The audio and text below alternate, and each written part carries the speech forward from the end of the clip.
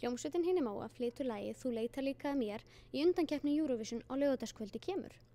Nokkrir meðlimir hljómsveitarinnar eru nemendur í Háskóla Íslands en við fengum hljómsveitina í stutt spjall. Ég heiti Ásta Björg og ég spila á gítar og ukulele og syng.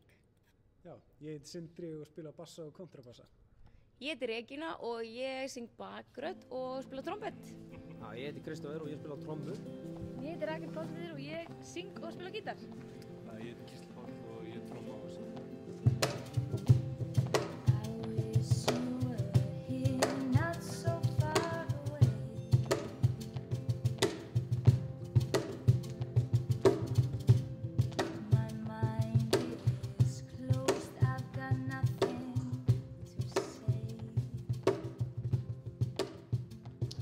Hljómsveitin var til eftir að við Ásta Björg vorum, eða ekki, í bakgröndum í fyrra með laginu Eftir eitt lag sem Ásta Björg samdi og okkur Söngvakeppni. Já, í Eurovision fyrra og okkur langaði bara að fara að vinna eitthvað meira saman og komum að stofna þetta band í kringum, já, svona apríl í fyrra.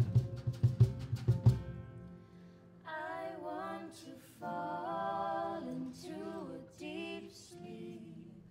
Já, ég sendi bara einn lag svona, við vorum eiginlega bara hérna upp á Háskólatorgi og var að tala við bekkfélaga mína og það var einn sem sagði, af hverju ertu ekki að senda inn lag? Þú veist, ef ég ætti eitthvað lag og myndi ég senda það inn og ég eitthvað, já, nú alveg lag, já, senda það inn.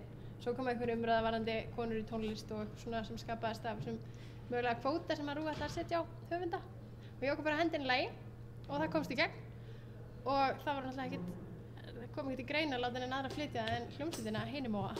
Þannig að þess vegna erum við hér. Lagið er eftir Ástu Björg og textinn eftir Bergrúnu Írisi Sævarsdóttur. Ásta segist hafa samið lagið af söknuði í Brasilíu en hún bjó þar fyrir nokkrum árum. Vaknaði bara einn morguninn með smá svona söknuði í hjarta og settist við gítarinn og fann svona hljóma sem ég fannst svona geta túlkað það sem ég var að hugsa. Og svo kom ég að takk fyrir.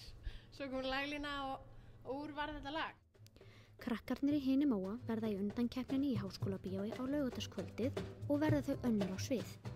Nóg er framundan hjá hljómsveitinni en þau segja það ekki ósennilegt að þau komi til með að trylla lífin á stúdentakjallaranum á næstunni.